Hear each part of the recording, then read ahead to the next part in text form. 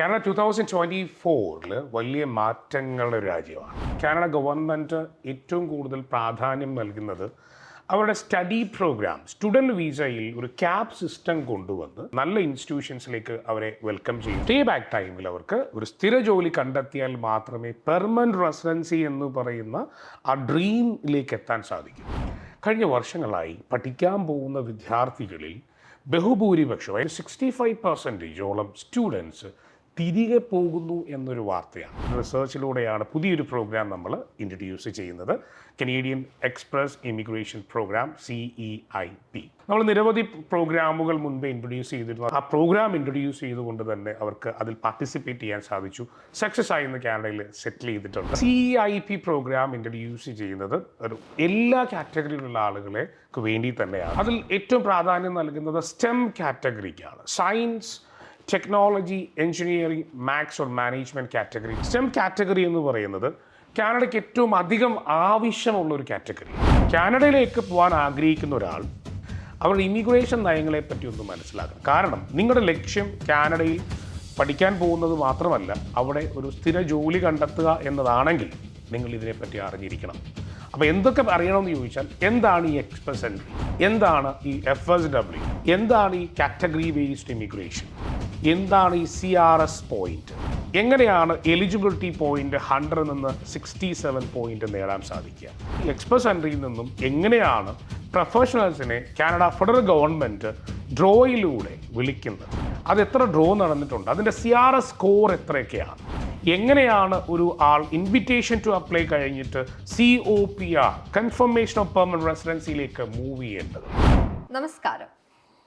ആംസ്റ്റർ immigrations presents പറക്കാം സ്വപ്ന രാജ്യത്തേക്ക് പുതിയൊരു എപ്പിസോഡിലേക്ക് എല്ലാവർക്കും സ്വാഗതം. കഴിഞ്ഞ എപ്പിസോഡിൽ നമ്മൾ ഇൻഡെപ്ത് ആയിട്ട് സംസാരിച്ചത് CEIP എന്നുള്ളൊരു പ്രോഗ്രാമിനെ പറ്റിയാണ്. സോ അതിൻ്റെ ബാക്കി ഡീറ്റെയിൽസ് ഇന്ന് നമ്മൾ സംസാരിക്കുന്നതായിരിക്കും.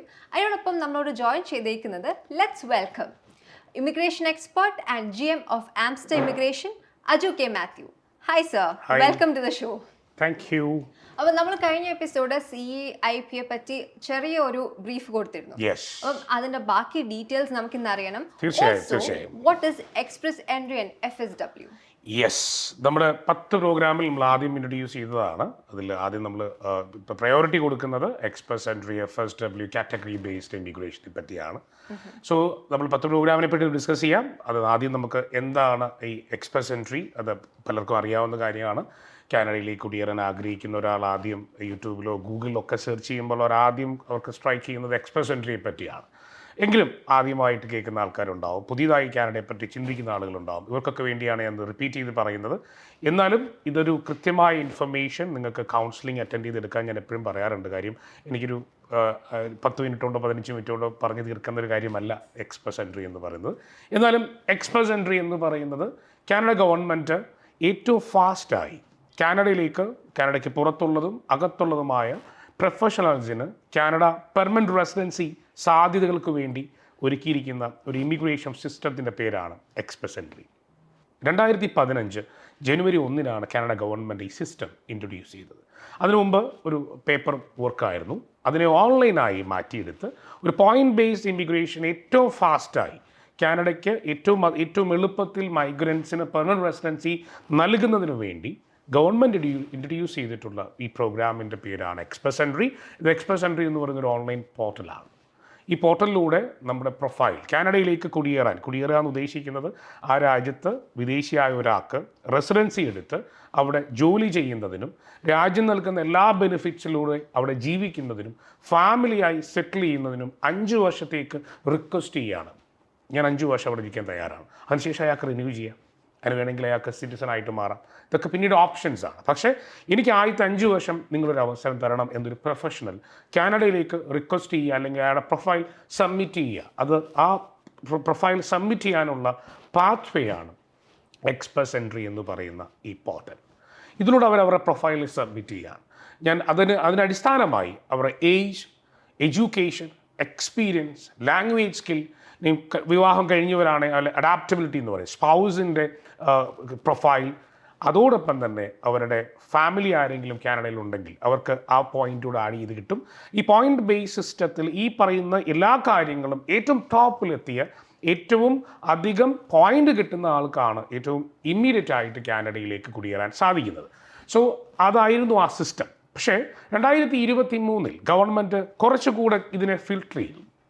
ഈ സിസ്റ്റത്തെ ഒന്ന് ഫിൽട്ടർ ചെയ്തിട്ട് പോയിന്റിൻ്റെ അടിസ്ഥാനത്തിലല്ലാതെ കാറ്റഗറിയുടെ അടിസ്ഥാനത്തിൽ കാനഡയിൽ ഏറ്റവും കൂടുതൽ ഡിമാൻഡുള്ള ആളുകളെ വെൽക്കം ചെയ്യുന്നതിനായി, കാനഡയിൽ ഏറ്റവും കൂടുതൽ ഷോർട്ടേജ് ഉള്ള ഒക്കുപ്പേഷൻസിലെ ആളുകളെ, പ്രൊഫഷണൽസിനെ സ്വീകരിക്കുന്നതിനായി ഗവൺമെൻറ് ഈ പ്രോഗ്രാമെ കാറ്റഗറി ബേസ്ഡ് ഇമിഗ്രേഷൻ എന്ന സിസ്റ്റത്തിലേക്ക് മാറ്റുകയാണ്.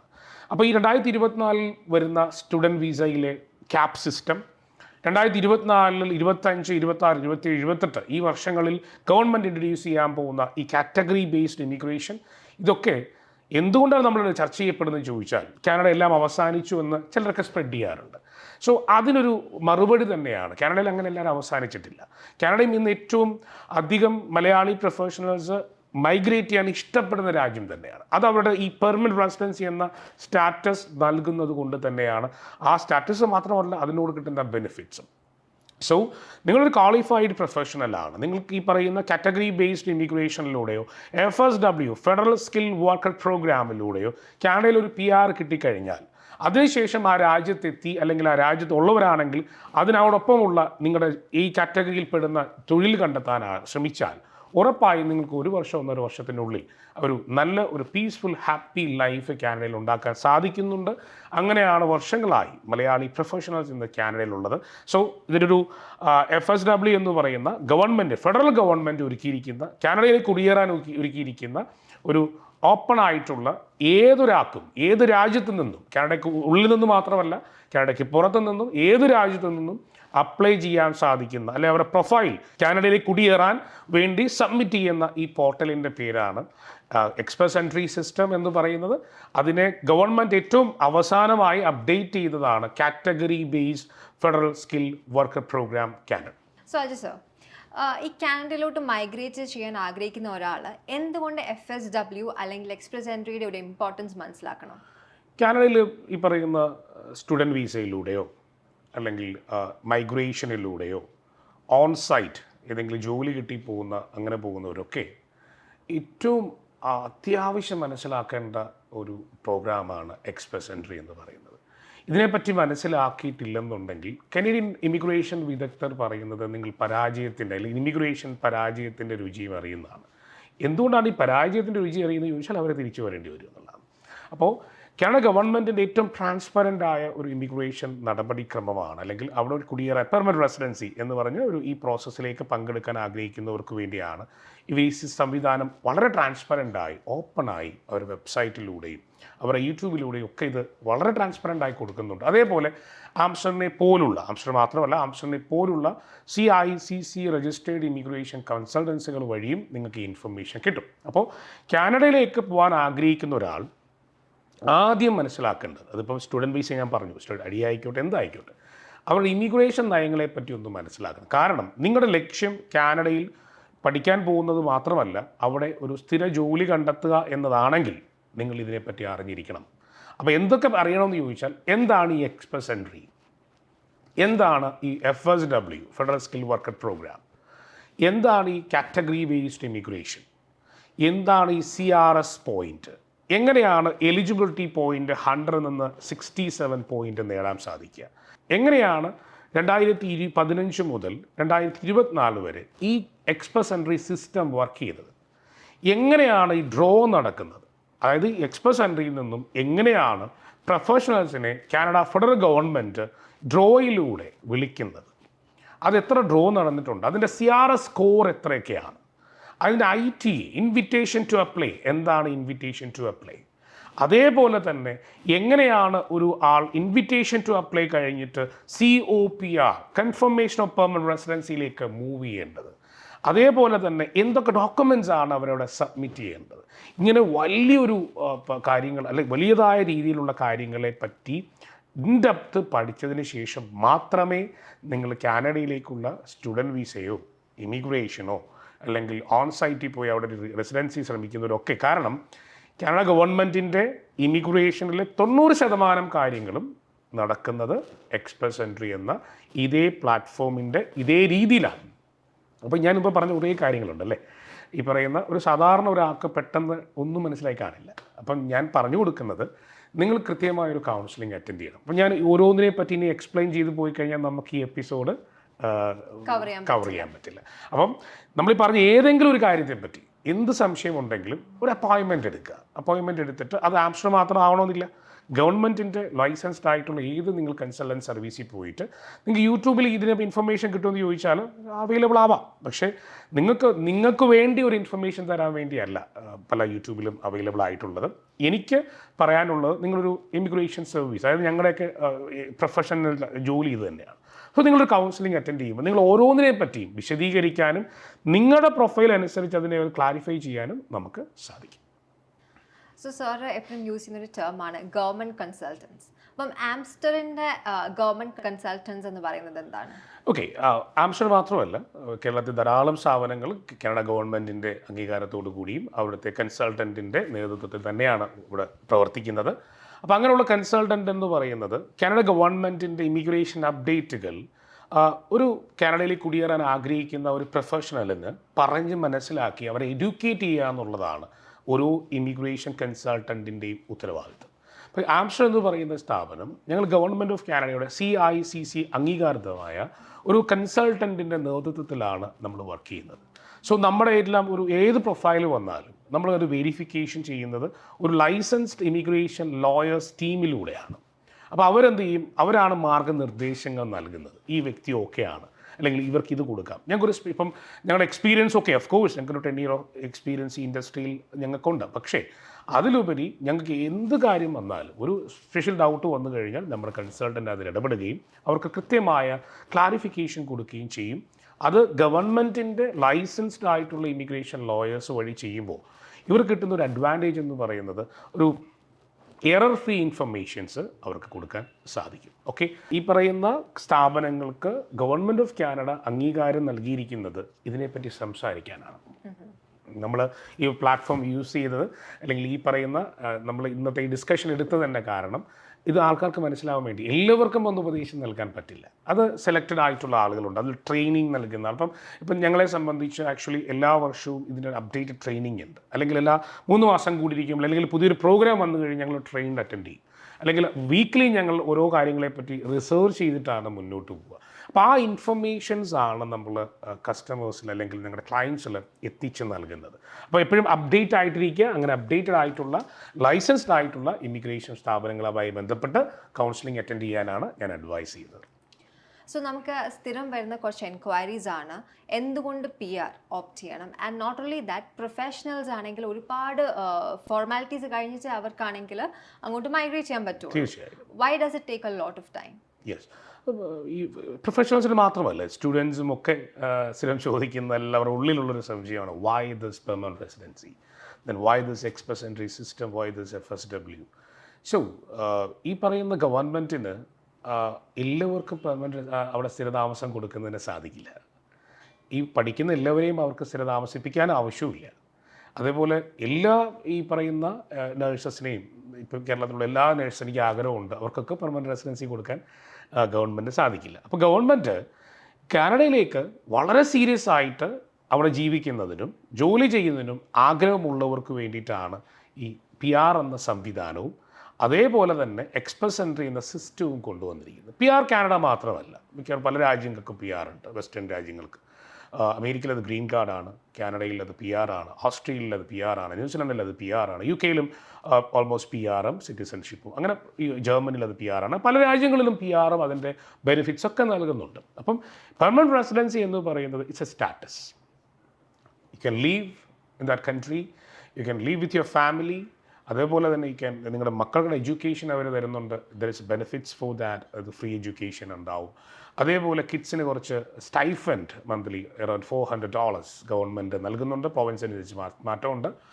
അതേപോലെ തന്നെ അവർക്കവിടെ ഏത് കമ്പനിയിലും പോയി ജോലി ചെയ്യാനുള്ള ഇന്ന കമ്പനി റെസ്ട്രിക്ഷൻസ് ഒന്നുമില്ല. You can work any company based on your experience. അതൊക്കെയാണ് ഈ PR-ൽ കിട്ടുന്ന ഒരു സ്വാതന്ത്ര്യം. അതേനേക്കാളുപരി അവർക്കൊരു ലൈഫ് ഓറിയൻറ്റഡ് ആയിട്ടുള്ള ഒരു ലൈഫ് അവിടെ മെയിൻറ്റെയിൻ ചെയ്യാൻ പറ്റും. ഒരു വർക്ക് പെർമിറ്റിനേക്കാളുപരി, ഒരു ജോലിയേക്കാളുപരി, ജോബ് ഓറിയൻറ്റഡ് ലൈഫിനേക്കാളുപരി ലൈഫ് ഓറിയൻറ്റഡ് ആയിട്ട് മെയിൻറ്റെയിൻ ചെയ്യാൻ പറ്റുന്നത് തന്നെയാണ് ഈ പെർമനൻറ്റ് റെസിഡൻസി എന്ന സ്റ്റാറ്റസിലേക്ക് ആളുകളെ അല്ലെങ്കിൽ ഇന്ത്യൻ പ്രൊഫഷണൽസിനെ കൂടുതൽ അട്രാക്റ്റ് ചെയ്യുന്നത്.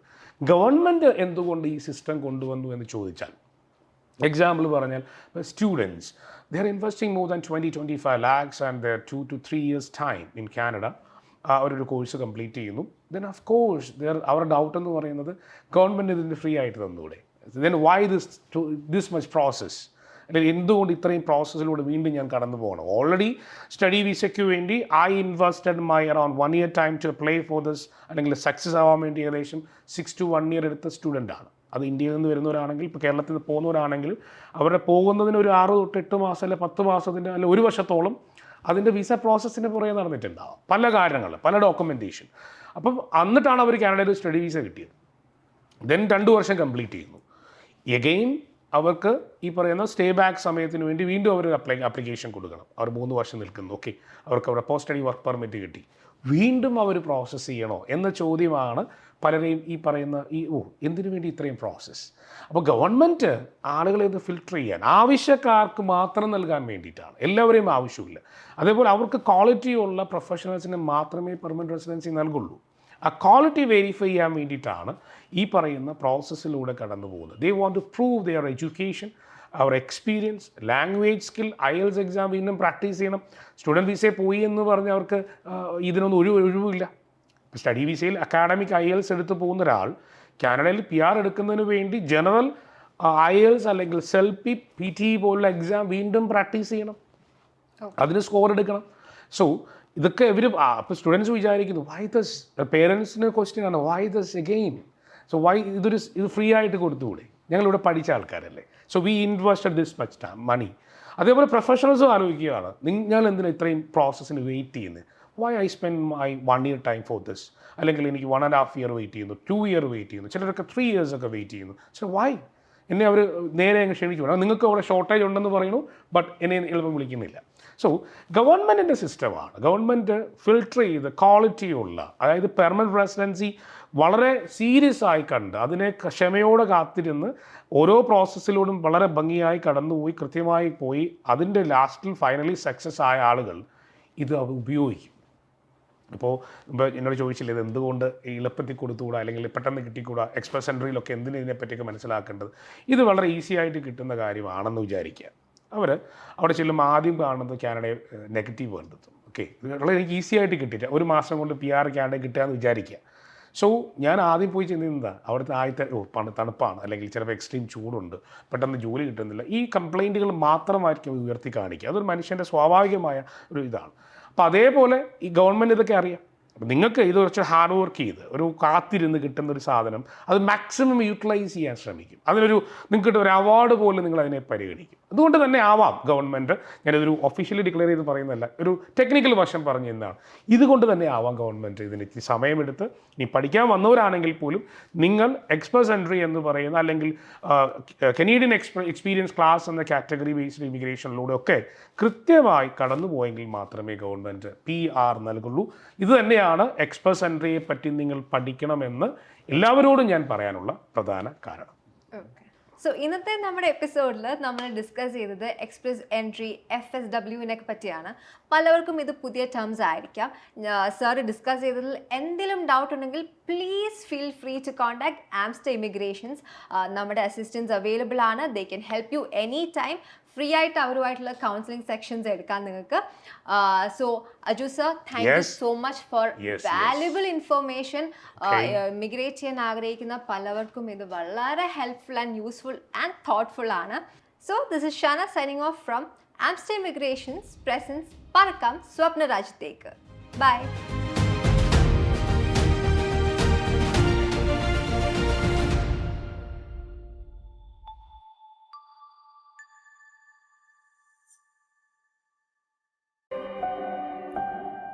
പേര് ജിനു. ഞാൻ ബേസിക്കലി ഡെൻറ്റിസ്റ്റാണ്. ചങ്ങനാശ്ശേരിയിൽ നിന്നാണ് വരുന്നത്. ഞാൻ ആംസ്റ്ററിനെ കുറിച്ച് അറിയുന്നത് തന്നെ സോഷ്യൽ മീഡിയ ആണ് മെയിനായിട്ട് ഞാൻ അറിയുന്നത്. അന്നേരം ഞാൻ ഇവരെ കോൺടാക്ട് ചെയ്തു. ഞാൻ ബേസിക്കലി 2021 സ്റ്റാർട്ട് ചെയ്ത പ്രോസസ്സാണിത്. 21 ഞാൻ IELTS എഴുതി. ഇനിഷ്യലി എനിക്ക് IELTS ക്രാക്ക് ചെയ്യാൻ ഇച്ചിരി ഡിഫിക്കൽട്ട് ആയിരുന്നു. അപ്പോൾ ഞാൻ ഇവരോട് പറഞ്ഞു, ജസ്റ്റ് എന്നെ ഒത്തിരി ഹെൽപ്പ് ചെയ്തു, പിന്നെ മോട്ടിവേറ്റ് ചെയ്തു ഒന്നുകൂടെ എഴുതാൻ വേണ്ടി. രണ്ടാമത് എഴുതി, രണ്ടാമത് ക്രാക്ക് ചെയ്തു. രണ്ടാമത് ഇറ്റ് വാസ് ലൈക്ക് അറൗണ്ട് 7 ആയിരുന്നു ഓവറോൾ സ്കോർ. 2 ഇയേഴ്സ് എനിക്ക് ഇൻവിറ്റേഷൻ ഒന്നും വന്നില്ല. 2 ഇയേഴ്സ് അങ്ങനെ പോയി. പിന്നെ എൻ്റെ പ്രൊഫൈൽ എക്സ്പയർ ആയി കഴിഞ്ഞപ്പോൾ ഞാൻ ഇവരെ തന്നെ ഐശ്വര്യയോട് തന്നെ വിളിച്ച് ചോദിച്ചു ഇനി കണ്ടിന്യൂ ചെയ്യണോ വേണ്ടേ എന്നുള്ളത്. അപ്പോൾ ഇവരുടെ ഭാഗത്തുനിന്ന് ഒത്തിരി മോട്ടിവേഷൻ ഉണ്ടായിരുന്നു, ഒന്നുകൂടെ പ്രൊഫൈൽ ക്രിയേറ്റ് ചെയ്യുക, ഒന്നുകൂടെ IELTS കൊടുക്കുക എന്ന് പറഞ്ഞിട്ട്. ഞാൻ പിന്നെ ഒന്നുകൂടെ IELTS കൊടുത്തു. എനിക്കൊന്ന് ലാസ്റ്റാണ് ഞാൻ IELTS കൊടുത്തത്. വിത്തിൻ 3 ഡേയ്സിൽ എനിക്ക് ഒന്നും കൂടെ പ്രൊഫൈൽ ക്രിയേറ്റ് ആയി കിട്ടി. നെക്സ്റ്റ് ഡ്രോയിൽ Feb 6 നടന്ന ഡ്രോയ്ക്കാണ് പിന്നെ എനിക്ക് ഇൻവിറ്റേഷൻ കിട്ടിയത്. ഹോൾ ആംസ്റ്റർ ടീം എന്നെ ഒത്തിരി ഹെൽപ്പ് ചെയ്തു ഈ ഒരു ജേർണിയിൽ. ഹായ്, എൻ്റെ പേര് ബിജിത്ത്, വൈഫിൻ്റെ പേര് സംഗീത. ഞാൻ പഠിച്ചുകൊണ്ടിരിക്കുന്ന കാലം തൊട്ടേ എൻ്റെ ഒരു ഡ്രീം കൺട്രി ആയിരുന്നു കാനഡ. അങ്ങനെ ഞങ്ങൾ മാരേജ് കഴിഞ്ഞതിന് ശേഷം കാനഡയിലേക്ക് സെറ്റിൽഡ് ആവാൻ തീരുമാനിക്കും. ഇപ്പോൾ ഒരു വൈഫിൻ്റെ ഒരു ഫ്രണ്ടാണ് ഞങ്ങൾക്ക് ആംസ്റ്റർ സജസ്റ്റ് ചെയ്തത്. ഞാൻ കൊല്ലം ഓഫീസിൽ ആദ്യം ചെല്ലുമ്പോൾ മുതൽ എനിക്ക് വളരെ ഇമ്പ്രസ്ഡായി തോന്നി. കാരണം എല്ലാ ഡൗട്ട്സുകളും ക്ലിയർ ചെയ്ത് തരുന്നുണ്ട്, എല്ലാം നല്ല രീതിയിൽ പ്രോസസ്സിങ് ചെയ്യാൻ സ്റ്റാർട്ടിങ് സഹായിച്ചു. അതിനുശേഷം കൗൺസിലേഴ്സായിട്ട് വന്ന നമിത, ഷിൻഡു, രാജേശ്വരി, ഷെമി ഇവരെല്ലാവരും നല്ല രീതിയിൽ ഞങ്ങൾ സപ്പോർട്ട് ചെയ്യുന്നുണ്ട്. എന്ത് ഡൗട്ടും എപ്പോൾ ഏത് ടൈമിലും ഞങ്ങൾക്ക് ക്ലിയർ ചെയ്ത് തരുന്നുണ്ട്. ഇപ്പോൾ PNB നോമിനേഷൻ കിട്ടി, വളരെയധികം ഹാപ്പിയാണ്. ആംസ്റ്ററുമായിട്ട് സഹകരിക്കാൻ പറ്റിയതിൽ വളരെ സന്തോഷമുണ്ട്.